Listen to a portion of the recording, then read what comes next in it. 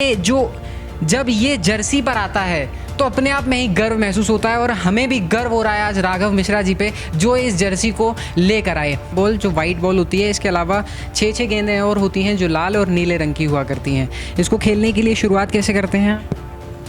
इसमें ये होता है कि जैसे अपना ये हेड पॉइंटर है, इसमें हेलमेट होता है। हेलमेट के आगे आपके मतलब तार टाइप हेड पॉइंटर होते हैं। उसको ये चीज़ होते हैं, ये देखिए जैसे ये होते हैं, ये सर पे बांध के इससे ठीक है। फिर इसके बाद इसको ऐसे इसे धक्का देते हैं। और कैसा महसूस करती? हमने तो बहुत प्रॉब्लम की। इसकी इंजरी के बाद हम लोग समझ ही नहीं पाए है क्या चीज़। उस टाइम तो ये था कि कुछ भी हो ये ठीक हो जाए। जो डॉक्टर जैसे जहाँ कहते थे हर जगह दौड़ते थे, इसका ट्रीटमेंट कराते थे। इसका जब 3-4 साल का हुआ तब स्कूल के लिए हम दौड़ने लगे सब जगह। हमें कहीं कोई एडमिशन नहीं लिया उस टाइम, ना कहीं हमको गवर्नमेंट में भी गए, बोले हमारे पास फैसिलिटी नहीं है ऐसे बच्चे को। क्यों, जब बच्चा बैठ नहीं पा रहा है, सिटिंग नहीं है, तो क्यों आप कोशिश कर रहे हो? आप इलाज कराओ, ट्रीटमेंट कराओ हर जगह। और ताने के लिए तो हम हर जगह हम लोगों को जो प्रॉब्लम होती है ऐसे पेशेंट के साथ, हर जगह वो प्रॉब्लम हर जगह का हर दिन हम लोग किए हैं। और न कहीं से ना हम लोग को कोई सपोर्ट, न कहीं किसी हेल्प, जितना अपने से था हम लोग ने किया। हाँ, अभी इसको ये है कि मम्मी हम गेम में जाते हैं, हम नहीं कुछ किए। हम लोग जैसे बच्चों को, ऐसे बच्चों को सब कमज़ोर समझते हैं। हम ये दिखाएंगे इंडिया को कि हम कमज़ोर नहीं हैं, हम भी इंसान हैं, हम भी कुछ कर सकते हैं। जब इसने बताया था, हम लोग लॉकडाउन में बोला तो ये देख के अपना नेट पे अपना घर में जैसे जैसे बताया खेला स्टार्ट किया, वैसे हम लोग ने इसके साथ हेल्प की।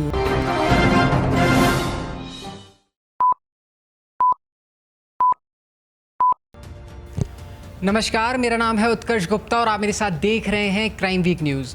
साक्षात्कार के इस खास एपिसोड में आज मुलाकात करवाने वाले हैं कि एक ऐसी शख्सियत से जिसने भारत का केवल नाम ही रोशन नहीं किया बल्कि सभी के दिलों पे राज करने वाले हैं। लेकिन कहीं ना कहीं जो हम कह सकते हैं कि जो चकाचौंध में या मीडिया में या राजनीति में रह करके कुछ खबरें ऐसी होती हैं जो शायद आम जन तक नहीं पहुंच पाती, जिनको जानने का काम क्राइम वीक लगातार करता रहता है। ये ऐसी एक खास स्टोरी के साथ साक्षात्कार में आपका बहुत बहुत स्वागत करता हूं। एक ऐसी शख्सियत से मिलवाऊंगा जिसने सचमुच मतलब हमारे दिलों को तो जीत ही लिया है, लेकिन इस पूरे एपिसोड को देखने के बाद आपके दिलों पर भी राज करने लगेंगे। मैं स्वागत करना चाहूँगा राघव मिश्रा का, जो कि बोशिया गेम्स में भी अपना नाम दर्ज करा कर आए हैं। भारत के लिए बहुत महत्वपूर्ण भूमिका निभा चुके हैं। पैरालंपिक गेम्स में भी जाने माने स्थानों पर खेल चुके हैं। इनसे बातचीत करने की कोशिश करेंगे और मैं बोशिया गेम्स के बारे में थोड़ी सी जानकारी आपको दे दूं। एक ऐसा गेम जो स्पाइनल कॉर्ड इंजरीड जो पेशेंट्स होते हैं, जो मरीज होते हैं, उनके लिए होता है, खास तौर से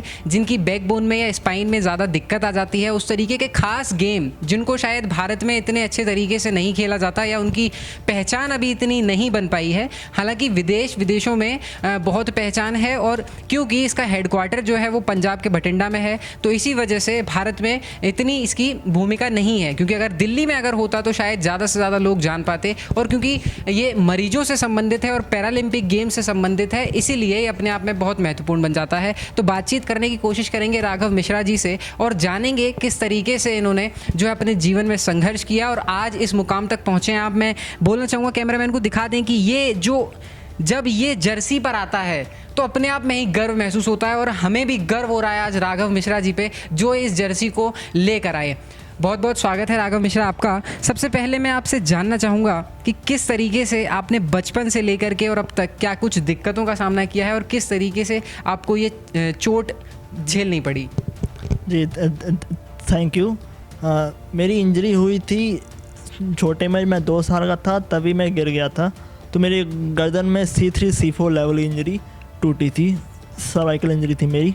फिर उसके बाद अब से बहुत में दिक्कत हुई। फिर मैं मतलब अपने से कुछ ना हाथ मेरा चल पाता था, ना मेरा कुछ ना उठ के बैठ पाऊँ, ना कुछ नहीं कर पाता था। फिर धीरे धीरे मुझे मालूम चला ये इस गेम का, बोशिया का मुझे मालूम चला इस गेम का। मैंने फेसबुक पे देखा, मेरे इसी जो सीनियर हैं भैया उनका मालूम चला, अजराज भैया हैं चंडीगढ़ में, और एक और हैं हर्षवर्धन मणि दीक्षित जो हैं यूपी के भैया, वो सीनियर हमारे जो इंटरनेशनल एथलीट हैं, इंटरनेशनल खेल के आ चुके हैं इसी गेम में, बोशिया में खेलते हैं। और तो और एक राहुल डुम्बा भैया हैं, वो अपना है विशाखापट्टनम के, वो उन्होंने इंडोनेशिया में अभी 2018 में एशियन पैरालंपिक में खेल के आए हैं, इसी में एशियन पैरा गेम्स खेले हैं 2018 में उन्होंने। फिर हमारे जो कोच है इस गेम के जसप्रीत सिंह ढालीवाल सर, उनसे कांटेक्ट हुआ फेसबुक के थ्रू। फिर मैंने इस गेम में लास्ट ईयर लॉकडाउन के पहले मैंने उनसे जुड़ा और मेरी बातचीत हुई। फिर उसके बाद हमने ऑनलाइन उनके ट्रेनिंग लिए इस गेम के। बोशा के उनके जो टीम हैं, डॉक्टर रमनदीप जी हैं जो हमारे हेड क्लासीफायर हैं, और जनरल सेक्रेटरी हैं समिंदर सिंह ढिल्लो इसी बोशिया के ही। फिर उनके थ्रू मानसरा और अभी हमारे विशाखापट्टनम में नेशनल्स हुए थे, उसमें मैंने चौथा स्थान लिया है, 4th प्लेस रहा है मेरा विशाखापट्टनम नेशनल में। और सिर्फ 4th प्लेस के चलते हुए मेरा उसी के बेसिस पे मेरा अभी एशियन यूथ पैरा गेम्स में सिलेक्शन हुआ है बहरीन में, जो 2 से लेकर 6 दिसंबर तक था। एक छोटी सी उम्र में, 2 साल की उम्र में एक चोट लग जाना एक इंजरी की वजह से, और वो इंजरी जो कि लोगों को, मैं कहता हूँ कि अगर कुछ लोगों को चोट लग जाती है या वो थोड़े से भी दिव्यांग हो जाते हैं तो वो कहीं ना कहीं मन में निराशा का भाव बैठा लेते हैं और सोच लेते हैं कि अब शायद वे जीवन में कुछ कर नहीं पाएंगे। लेकिन उसके बावजूद भी लॉकडाउन में रह करके ऑनलाइन ट्रेनिंग लेने के साथ साथ लगातार प्रयास करते हुए, प्रैक्टिस करते हुए आज ये बोशिया गेम्स खेल पाए हैं, पैरालंपिक्स तक में जा पाए हैं, 2021 में 4थी रैंक लेकर आ पाए। ये सचमुच एक अकल्पनीय सा ही है। और मैं हमारे दर्शकों को बोलना चाहूँगा कि थोड़ा सा बरकरार रखें, क्योंकि शायद बोलने में थोड़ी सी दिक्कत होती है राघव मिश्रा जी को, इसलिए धीरे धीरे बोलते हैं। दर्शक थोड़ा सा सावधानी से पूरा सुनते रहें। तो अब आगे आपका क्या है, भारत के लिए कितना और कहाँ तक खेलने की उम्मीदें हैं, क्या कुछ है दिल में, क्या तमन्ना है? हमारी तमन्ना ये है कि अभी हमारे जो अभी वर्ल्ड चैम्पियनशिप आने वाला है कनाडा में है जो, और उसके बाद नवंबर में हमारे 2 वर्ल्ड चैम्पियनशिप गेम आने वाले हैं, एक अगस्त में है और एक अप्रैल में है हमारे। और उसके बाद हमारा आने वाला ये पैरा एशियन गेम आने वाला है हमारा, वो है अपना अगस्त में, उसमें हमें जाना है। और उसके बाद हमारा मेन टारगेट तो हमारा है 2024 का जो ओलंपिक है, पेरिस ओलंपिक, उस तक 2024 में ओलंपिक में जाना चाहते हैं। और महत्वपूर्ण भूमिका निभाने की इनके दिल में जो जज्बा है, भारत के लिए खेलने का जो जज्बा है, वो बरकरार रखना चाहते हैं। आगे भी जानते रहेंगे और बताते रहेंगे अपडेट समय समय पर, क्योंकि बहुत ही महत्वपूर्ण और बेहतरीन खिलाड़ी मैं कह सकता हूँ कि बोशिया गेम्स के हैं अब तक के। और मैं बोलना चाहूँगा कि जो ये बोशिया गेम्स है उसके बारे में जानकारी दे दूँ तो कुछ ऐसा गेम जो कह सकते हैं कि मिलता जुलता है क्रिकेट से, जिसमें 3 रंग की गेंदें होती हैं, नीली, लाल और सफ़ेद बॉल को जैक बोला जाता है, जिससे हिट करना होता है। और एक रेफरी होता है जो लगातार मीज़रमेंट करता रहता है। 4 राउंड के बाद जब आखिरी मीज़रमेंट होती है, उसमें सबसे कम और सबसे पास तक बॉल को पहुंचाने वाला खिलाड़ी ही इसका विजेता घोषित कर दिया जाता है। थोड़ा सा गेम्स के बारे में ही बता दीजिए, किस तरीके से खेलते हैं गेम्स को, कैसे शुरुआत की जाती है और कैसे आपको स्कोर मिलता है? ये गेम ऐसा है, इसमें 13 बॉल होती हैं इसमें, और पहला जैक होता है, उसके बाद 3 रेड 3 ब्लू, टोटल 6। और उसके बाद हमारा टॉस होता है। पहले टॉस होने के बाद फिर जो टॉस विन करता है वही जैक प्ले करता है। जैक प्ले करता है तो इट मीन्स वही रेड बॉल प्ले करेगा। फिर उसके बाद वो रेफरी वहाँ से पैडल होते हैं, रेफरी तो वो पैडल दिखाते हैं रेड और ब्लू। रेड दिखाएंगे तो रेड बॉल प्ले होगी, और उसके बाद फिर जैक के बाद अगर रेड प्लेस हो गई है उसके बाद फिर लिखाएगा रेफरी ब्लू। तो जब ओपोनेंट होते हैं वो प्ले करेगा, फिर उसके बाद उसकी बॉल जितनी पास रहेगी। इसके 4 राउंड होते हैं, मैंने बता दिया 4 राउंड होते हैं। उसके बाद फिर हर राउंड में जितनी एंड में बॉल पास रहेगी जैक के उतना पॉइंट रहता है। फिर बाद में रेफरी मेजर करके तब पॉइंट्स देते हैं। एक गर्व की बात बता दूं कि भारत के BC3 कैटेगरी में खेलने वाले राघव मिश्रा एक अकेले खिलाड़ी हैं भारत एशिया की तरफ से, और ये सबसे महत्वपूर्ण बात है अपने आप में। इनके पिताजी भी हमारे साथ मौजूद हैं मिश्रा जी, उनसे भी बातचीत करने की कोशिश करेंगे, क्योंकि कहीं ना कहीं बच्चे के साथ साथ माता पिता को भी जो है बहुत ज़्यादा संघर्ष करना पड़ता है समाज में, और इन सारी चीज़ों को ध्यान में रखते हुए मिश्रा जी आपका बहुत बहुत स्वागत है। तो इस बचपन में एक इंजरी के बाद में किस तरीके से जो है आपने और आपके परिवार ने संघर्ष किया, थोड़ा सा इधर आ गया जी, शुरुआत से। जब इसकी इंजरी हो गई, इंजरी के बाद तो हम कई साल तक तो इलाज में ही लगे रहे, इसके कुछ समझ में नहीं आया क्या करना है। तो स्पाइनल कार्ड इंजरी थी, फिजियोथेरेपी कराते थे, डायग्नोस कराया, वहीं से करते करते फिर बाद में इसको पता लगा कि नहीं पापा इस गेम में भी ध्यान देना चाहिए मेरे को। हमने कहा ठीक है। फिर लास्ट ईयर जब ये विशाखापट्टनम जाना था नेशनल के लिए, नेशनल में इसको हम लेके गए, वहाँ इसने खेला। खेलने के बाद इसने अच्छा, वहाँ जो इंटरनेशनल प्लेयर था राहुल डुम्पा, उसने इसको बीट किया था वहाँ पे। इसके वजह से जो है नॉकआउट पे 6 पॉइंट से जीता था ये। तब इसको फिर इन्होंने कहा नहीं हमको यूएसए में ले चलेंगे, आप तैयारी करो। हमने कहा ठीक है करो आप, बट उसके लिए हमारे पास इक्विपमेंट नहीं था। ये इक्विपमेंट यहाँ इंडिया में तो मिलता नहीं है। तो हमारे एक फ्रेंड थे, उन्होंने मेरी हेल्प करी है। उसके वजह से हम इसको जो है ग्रीस से मंगवाए हैं, रैम्प और बॉल लंदन से मंगाया है, और रैम्प जो है ग्रीस से, उसकी हेल्प से। फिर यहाँ प्रैक्टिस करवाए हैं। बाकी एक दो जगह अपना कैंप भी लगा इसका, सोलन वगैरह में कैंप लगा 1 हफ्ते 10 दिन का। इनके जो कोचेज वगैरह थे वो सब कराए थे उन लोगों ने प्रैक्टिस। दरअसल क्या होता है कि जब कुछ ऐसी चीज़ें होती हैं समाज में, तो आसपास के लोग जो हैं कहीं ना कहीं थोड़े से कह सकता हूँ कि कुछ ऐसी एक्टिविटीज़ करना शुरू कर देते हैं, या तो वो ताने देने लगते हैं अरे कि बच्चा विकलांग है और दिव्यांग है, उसके बाद भी जो है परिवार जो है इस तरीके से गेम खिला रहा है। तो क्या कुछ ऐसी दिक्कतें भी आपके परिवार ने सही, समाज ने ऐसे ताने दिए? वो तो ऐसा तो बहुत सारी प्रॉब्लम सही है, लेकिन बट उसके बाद ही बच्चे के लिए हमें करना था, मैं कर रहा हूँ अपना जो भी कर पा रहा हूँ। उसके साथ में अपने परिवार भी देख रहा हूँ, बच्चे को भी देख रहा हूँ। कोशिश मेरी यही है कि जहाँ तक ये खेले, बट ये है कि उसके लिए मैं चाहता हूँ कि अगर गवर्नमेंट से कुछ सपोर्ट कहीं मिले आपके चैनल के थ्रू, क्योंकि हमने यहाँ पे जो हमारे MLA साहब हैं उनसे भी मिले थे हम, उन्होंने भी भूपेंद्र सिंह जून, उन्होंने भी कहा हाँ ठीक है जी मैं करता हूँ, कुछ करता हूँ। बाद में फिर हमारे जो स्पोर्ट्स मिनिस्टर हैं अनुराग ठाकुर जी, उनसे भी मिले हम, तो वो भी कहें हाँ जी ठीक है मैं देखता हूँ क्या कर सकता हूँ अपने लेवल पर। लेकिन अभी तक हमें कोई सहायता किसी से मिली नहीं है।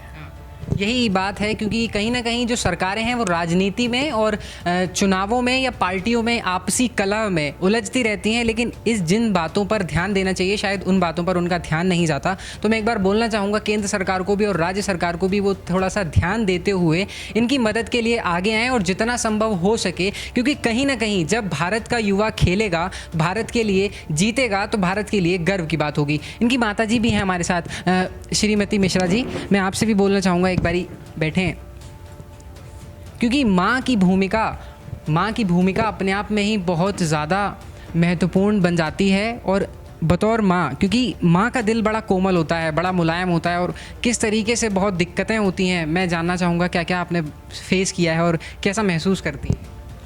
हमने तो बहुत प्रॉब्लम की। इसकी इंजरी के बाद हम लोग समझ ही नहीं पाए है क्या चीज़। उस टाइम तो ये था कि कुछ भी हो ये ठीक हो जाए। जो डॉक्टर जैसे जहाँ कहते थे हर जगह दौड़ते थे, इसका ट्रीटमेंट कराते थे। इसका जब 3-4 साल का हुआ तब स्कूल के लिए हम दौड़ने लगे सब जगह। हमें कहीं कोई एडमिशन नहीं लिया उस टाइम, ना कहीं हमको गवर्नमेंट में भी गए, बोले हमारे पास फैसिलिटी नहीं ऐसे बच्चे को। क्यों, जब बच्चा बैठ नहीं पा रहा है, सीटिंग नहीं है, तो क्यों आप कोशिश कर रहे हो? आप इलाज कराओ, ट्रीटमेंट कराओ हर जगह। और ताने के लिए तो हम हर जगह, हम लोगों को जो प्रॉब्लम होती है ऐसे पेशेंट के साथ, हर जगह वो प्रॉब्लम हर दिन, हर जगह का हर दिन हम लोग की हैं। और न कहीं से ना हम लोगों को कोई सपोर्ट, न कहीं किसकी हेल्प, जितना अपने से था हम लोग ने किया। हाँ, अभी इसको ये है कि मम्मी हम गेम में जाते हैं, हम नहीं कुछ किए। हम लोग जैसे बच्चों को, ऐसे बच्चों को सब कमज़ोर समझते हैं। हम ये दिखाएंगे इंडिया को कि हम कमज़ोर नहीं हैं, हम भी इंसान हैं, हम भी कुछ कर सकते हैं। जब इसने बताया तो हम लोग लॉकडाउन में बोला तो ये देख के अपना नेट पे अपना घर में जैसे जैसे बताया खेला स्टार्ट किया, वैसे हम लोग ने इसके साथ हेल्प की है। मन चंगा कठौती में गंगा, मन के जीते जी जीत है और मन के हारी हार, वही वाली बात है। और राघव मिश्रा ने शुरू से ही संघर्ष किया है, हाथों से भी काम नहीं कर पाते हैं, पैर भी साथ नहीं देते हैं, उसके बावजूद भी इतना सब कुछ करना, दिल में जज्बा रखना और लगातार आगे बढ़ने का जो प्रयास है वो कहीं ना कहीं लेके जाएगा। स्कूली शिक्षा के बारे में क्या रहता है, ऑनलाइन ही पढ़ाई कर रहे हैं या कैसे? स्कूल का मैंने ऑनलाइन ही किया, क्योंकि हमने कई जगह ले गए स्कूल में, मेरे मम्मी पापा कई जगह ले गए, हर जगह किए, लेकिन कोई स्कूल वाले यहाँ पे डिसेबल्ड का कहीं कुछ नहीं करते। स्कूल वाले डिसेबल वालों का कहीं कुछ नहीं करते स्कूल में। तो मैंने कि जैसे करके ओपन से 10th किया है। जी, अभी ओपन से ही इस साल 12वीं की तैयारी कर रहे हैं, ओपन स्कूलिंग से लगातार स्कूली शिक्षा को भी ग्रहण करने की कोशिश कर रहे हैं, जुटे हुए हैं, लगातार मेहनत कर रहे हैं। तो ये अपने आप में ही एक बड़ी बात है और कहीं ना कहीं मैं एक बार फिर से बोलना चाहूँगा सरकारों को कि केंद्र सरकार और राज्य सरकार दोनों ही मिलकर के थोड़ा सा ध्यान दें। मैं लगातार कोशिश करूँगा, क्राइम वीक के माध्यम से भी अपील करना चाहूँगा कि एक बार ध्यान देने की ज़रूरत है। और मैं भारत के सभी युवाओं को जो दिल छोटा करके बैठ जाते हैं और कहीं ना कहीं अपनी कमियों की वजह से आगे बढ़ने की कोशिश नहीं करते हैं या वहीं हिम्मत हार जाते हैं, मैं उनको बोलना चाहूँगा कि एक बार कुछ सीखें, कुछ प्रेरणा लें, क्योंकि भारत के युवा से नहीं सीखेगा तो किससे सीखेगा। और खेलों में हमेशा से ही भारत अव्वल रहा है। तो जो हमारी गेंदें हैं, इनके गेम्स की जो गेंदें हैं और रैंप हैं, वो ज़रा एक बारी दिखा दीजिए। वो भी हम आपको दिखाते हैं क्योंकि ये एक नया ही अनुभव होगा सभी के लिए। बोशिया गेम्स एक नया प्रकार का गेम जो है, ये बॉल जो हैं ये यहाँ पे नहीं आती हैं और इनके कॉस्ट भी होते हैं 1 लाख रुपए होते हैं। इनके बॉल कॉस्ट भी ऐसे नहीं होते, लाख 1 लाख 2 लाख ऐसे कॉस्ट होते हैं इनके बॉल के।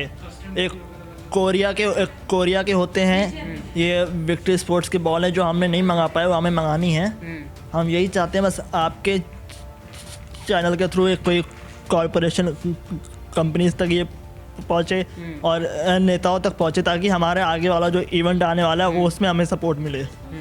तो ये आप देख सकते हैं, ये खेला जाता है, ये गेम की सारे इक्विपमेंट्स हैं जिसमें ये पूरी क्या बोलते हैं इसे? ये रैम्प है, रैम्प, इसे रैंप बोलते हैं। ये जैक बॉल है, जैक बॉल जो वाइट बॉल होती है। इसके अलावा 6 गेंदें और होती हैं जो लाल और नीले रंग की हुआ करती हैं। इसको खेलने के लिए शुरुआत कैसे करते हैं? इसमें ये होता है कि जैसे अपना ये हेड पॉइंटर है, इसमें हेलमेट होता है, हेलमेट के आगे आपके मतलब तार टाइप हेड पॉइंटर होते हैं, उसको ये चीज़ होते हैं, ये देखिए जैसे ये होते हैं, ये सर पे बांध के इससे, ठीक है, फिर इसके बाद इसको ऐसे इसे धक्का देते हैं। वो मैं बताऊँगा इससे बॉल, इस हेलमेट की मदद से इस वाइट बॉल को आगे हिट किया जाता है और उसके आगे का गेम कंटिन्यू होता है। इसमें आगे ऐसे प्रेस करेंगे तो ये बॉल जाएगी आगे तक। फिर उसके बाद जो रैम्प ऑपरेटर होते हैं, जैसे मेरे फादर है रैम्प ऑपरेटर, तो वो रैम्प उठाएंगे ऊपर, तो एंगल देखते हैं ऐसे एक आग बंद करके, ऐसे एंगल देखेंगे कि कहाँ तक हमें, आप जैसे ये देख रहे हैं, रैम्प ऑपरेटर का काम नहीं होता वो पीछे देखे, वो पीछे देखेगा तो वो फाउल होता है, चाहे आप जैसे ही करो फाउल होता है। तो इनका कुछ ना ये बोल सकते हैं गेम के टाइम, ना ये कुछ देख सकते हैं पीछे, ना कुछ, इनका कुछ नहीं, इनका सिर्फ मेरी तरफ मुंह करके ऐसे बैठे रहेंगे और मेरी तरफ देखते रहेंगे, मैं कहाँ जहाँ बोलूँगा। मैंने अगर लेफ़्ट बोला रैम्प को तो लेफ़्ट कर देंगे, राइट बोलूँगा तो राइट में, जहाँ सही मुझे, जहाँ पे को एंगल सही लगा मेरा वहीं पे सेट कर देंगे। ये भी यही बताएंगे कि ये किस हाइट पे बॉल, स्पीड बताऊँगा मैं स्पीड का कि कहाँ से मारना है, स्पीड कम होगी उतनी बॉल कम जाएगी, वही स्पीड बताएंगे। कुल मिलाकर के बड़ा पेचीदा गेम है और हर किसी के बस की बात नहीं है। सामान्य खिलाड़ी भी मैं समझता हूँ कि शायद इसे नहीं खेल पाएगा, मैं खुद नहीं खेल पाऊँगा। तो ये अपने आप में एक अनोखापन है। और आपके जैसे जो अगर और भी खिलाड़ी हैं, मान लीजिए जो भारत में अभी आपकी जैसी सिचुएशन से गुजर रहे हैं और वो आगे नहीं आ पाते, अपने आप को कमज़ोर महसूस करना चाहते हैं, उनको आप क्या मैसेज देना चाहेंगे? उनके लिए मैसेज यही है कि मौका खुद नहीं आता, मौका निकालना पड़ता है टाइम। बिल्कुल सही बात है। मौका जो है आपके पास खुद चलकर नहीं आएगा, आपको निकालना पड़ेगा और उस मौके का फ़ायदा उठाते हुए आपको कुछ करके दिखाना होगा, तभी आप अव्वल कहलाएंगे। और कुछ बोलना चाहेंगे? जी बस यही है कि आपके चैनल के थ्रू इतना ये राज्य तक पहुँचे कि मुझे आगे कई मेरे इवेंट आने वाले हैं, उसके लिए सपोर्ट मिले। और बाकी मेरे फेडरेशन को भी मिले, ताकि मेरे जैसे बच्चे और जो हैं जो नहीं आ पा रहे हैं वो इस खेल के आके भारत के लिए मेडल जीते।